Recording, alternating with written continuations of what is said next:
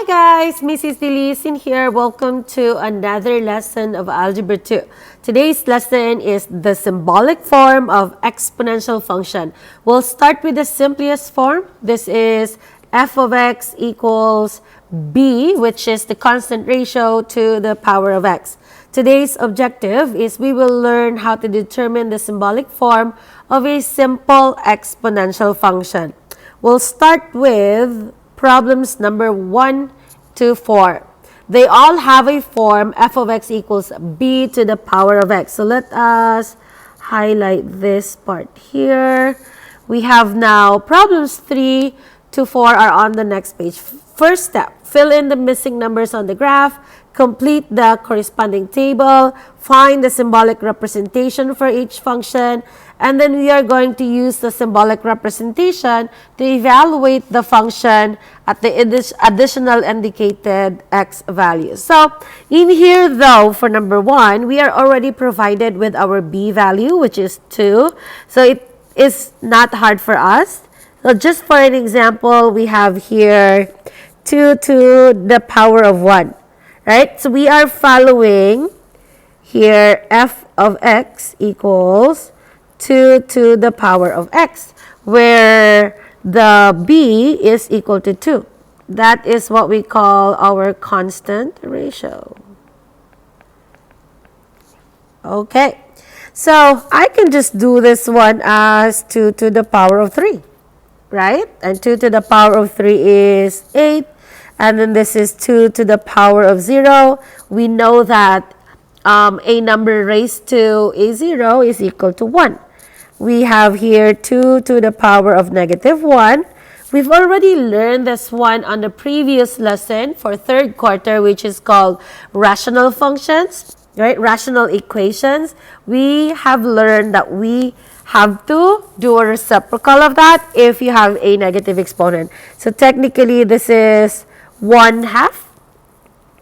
So 2 to the power of negative 1 is really 1/2. And then we have 2 to the power of negative 2 means 1 over 2 to the power of 2. Okay, and that is 1/4. And if you forgot the negative exponent property, please go to the previous lesson videos, and specifically you will be looking for rational exponents part 1. Okay, and that's where the lesson for why do we have to flip it, why do we have to do a reciprocal if we have a negative exponent. Okay then, so we can plug in the missing numbers on the graph easily because we have the table. So the partner of negative 2 is 1/4. For negative 1, we have a 1/2. From 0, we have a 1, 2, 4, and then for 3, we have 8. So technically, what I did was I multiplied each of the y values, right, by 2 because 2 is my constant ratio. So that is 1/4 times 2, we get 1/2. 1/2 times 2, we get 1. 1 times 2, we get 2. And then 2 times 2, we get 4. And then 4 times 2, we will get 8. Okay? So that is just this way. All right. So our equation here has f of x equals 2 to the power of x. So as you notice, we are just going to change the value of x in here. So f of 8 would mean 2 to the power of 8. Does that make sense? So 2 times 2 times 2, 8. 8 times, that is going to be 256. And then here we have 2 to the power, let me just write that down here, 2 to the power of negative 6. So we know that we have to flip that. We have 1 over 2 to the power of 6. So what is 2 to the power of 6? 2 times 2 times 2 times 2 times 2 times 2. And that is 1 over 64. Okay, there you have it. We have filled in the graph, we fill in the table, and then we've also filled in the additional and the additional table we have on the right. Okay, let's go to number 2. Our problem with number 2 is we don't have our b value. We don't know what our b value is, so we have to solve it. And we already learned how to solve for the b value on the previous lesson. And if you kind of like jump to this lesson without watching the previous lesson, the title of the previous lesson is exponential functions video. So if you would like to learn how to find or a detailed explanation on how to find the b, please watch that video. So I am going to assume that you've already watched that video. I'm going to find my b value using 2 specific points. I am going to be using this and this one. Okay, because that's a pair. 0, 1, and then 2, y. So technically, this is my y value, my x and my y value. Okay, and we've already learned the formula, f of 2 over f of 0, right? So that is f of 2 is 9, f of 0 is 1, and that is 9. Usually, the answer to that is your b value. But in this case, this has, from 0 to 2, that is not a difference of 1. That is a difference of 2. So this means that this 9 over here is not my b value, but it's my b squared. So this is b squared equals 9. So my b is equal to 3 because the square root of 9 is equal to 3. So I am going to have 2 to the power, 3 to the power of -1, 3 to the power of 0, 3 to the power of 1, 3 to the power of 2, and so on. Okay, let's verify. 3 to the power of 0 is 1. That's correct. 3 to the power of 2 is 9. And that is correct. So 3 to the power of -1 means 1 over 3 to the power of 1. So that's a 1/3. Okay. 3 to the power of 1 is a 3. 3 to the power of 3, that's a 27. 3 to the power of 4 is 81. So let's fill in our graph here. -1 is 1/3. 1/3 times 3 is 1. 1 times 3 is 3. 3 times 3 is 9. So we fill that in. And again, 3 is what we call the constant ratio. All right. So our equation would be f of x, 3 to the power of x value. So this is 3 to the power of 7. What is 3 to the power of 7? That is 2,187. That big. Okay, let's verify. 3 to the power of 7. Yep, that's correct. 2,187. And then over here we have, let's put that in there, f of -4. That's 3 to the power of -4. That means 1 over 3 to the power of 4. So what's 3 to the power of 4? That's 81. So there you have it. That's how you do number 2. It's kind of fast, yeah? For as long as you know how to get the b value, you are good to go. And remember now, if the difference of these is only 1, let's say for example, this is a 1, and then I got an answer of 9, then that's my b. But because this one is a difference of 2, this is not a b, but a b squared. So you would have to get your b value by taking the square root of a number. If the difference is 3, then this is my b cubed. Okay? So what I would have to get the cube root of the number to get my b value. So let's move on to number 3. It's kind of like, it's kind of like the same thing all the way, yeah? So, we are given our b value. Our b value here is 1/2. So I don't have to solve for it. Luckily, I do not have to solve for it. So let us do 1/2 to the power of -1. Or maybe let's put that on the corner. 1/2 to the power of -1. Or you can say 0.5 to the power of -1. Well, whichever is easier for you. And then this one would be 1/2 to the power of 0. Of course, that's 1. 1/2 to the power of 1, that's a 1/2. 1/2 to the power of 2, meaning that's 1/2 times a 1/2. So that's a 1/4. Okay. And then this is 1/2 to the power of 3. That means 1/2 times 1/2 times 1/2. That is 1/8. Okay. And this 1/2 times 4. So technically, if you are confused, what are you talking about? So that's this way. 1/2 times 1/2 times 1/2 times 1/2. Multiply all the top. That's just 1 times 1 times 1 times 1. And then 2 times 2 times 2 times 2 is going to be 16. So that's how we got 1/16. Okay? Or you can also do 0.5 to the 0.5 to the power of 4. You would still get 1/16. Okay? And if you want to, of course, convert that to decimal, you'll get a 0.0625. And that is perfectly fine. If you want it to have 0.0625 or 1/16, they're all the same thing. So that's not a problem. Okay, so 1/2 to the power of -1, because it has an exponent of negative, so we have to flip the 1/2. So that's 2/1. And so 2 divided by 1 is just a 2. So our y value for that is going to be a 2.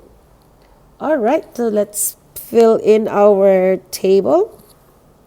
Since our constant ratio is 1/2, I will do 1/2 times 1/2 is equal to, right, 1/2 times 1/2 is equal to 1/4. 1/4 times 1/2. Oh, this is a -1, so that's not there. Okay, and then here we have 1 times 1/2 is 1/2. And then we're going backwards because that's a negative, right? Negative value. So what number times 1/2 equals 1? So that is divided by 1/2 on both sides. So technically that means 1 divided by 1/2. 1 divided by 0.5. So that is a 2. So we're right. Yeah? Okay. Now, and we also have it over here already. So our formula would be 1/2 to the power of x. Okay. So let us solve f of 6 equals 1/2 to the power of 6. Meaning 1/2 times 1/2 times 1/2 times 1/2, right? So that is 0.015. If you want to have it in decimal, you can have it 0.015. All right? Or of course, you can do 1/64. Right? 1/64 is equivalent to 1/2 to the power of 6. Okay. Now let's move on to f of -4. What does that mean? That means 1/2 to the power of -4 equals 2 to the power of 4. Does that make sense? And 2 to the power of 4 is equal to 16. There you go. Okay, like, Miss, how did you get 2 to the power of 4? Because remember, I would have to do a reciprocal of this one, right? Because it has a negative exponent. So that's 1 over, oh, let me just write that down. So that's 2 over, right? There you go. So 2 to the power of 4 over 1. Or technically, right there. 2 over 1 to the power of 4, which is obviously 2 to the power of 4 only. Okay, so I can just delete that. And there you have it. We are missing 1/64 in here. Or you can, of course, instead of putting 1 over 64, you can always just put 0 at the decimal equivalent, which is 0.015. So 1 over 64, or of course you can put that, and then this one is 16. Okay, last number over here, we have, again, we are not given our B value, so we have to get it on our own. And we are so familiar with that already. We are going to use this and this one. So I'm going to do f of 2 on the top over f of 1. F of 2 is 0.01 over 0.1. What is that? That is 0.01 divided by 0.1 is equal to 0.1. Or I think you guys can put 1 over 10 if you want to. Okay? If you want to put 1 over 10, that is perfectly fine. Or, of course, 0.1. So I'm going to put 0.1 to the power of negative 2 to the power of negative 1. 0.1 to the power of 0. Of course, that's a 1. 0.1 to the power of 1. That's 0.1. 0.1 to the power of 2. That means 0.1 times 0.1. And you will get 0.01. 0.1 to the power of 3 is 0.001. Okay? So what we have here? Negative 0.1 to the power of negative 1 means 1 over... Oh, wrong side. Oops. Up here. That means 1 over 0.1. So 1 divided by 0.1 is equal to 10. So this one would be, let's make that smaller. So we have a space. 0.1 to the power of negative 2 means 1 over 0.1 squared. So 0.1 times 0.1 is equal to 0.01. So that's 1 divided by 0.01 is 100. Right? That's 100. Technically, you could, if you put it as a 1/10, let's put it as a 1/10. 1/10 to the power of negative 2, that means 10 to the power of 2. Right? So 10 times 10, that's 100. So let's fill in the table. The partner of 0 is 1. Am I correct? Partner of 0 is 1.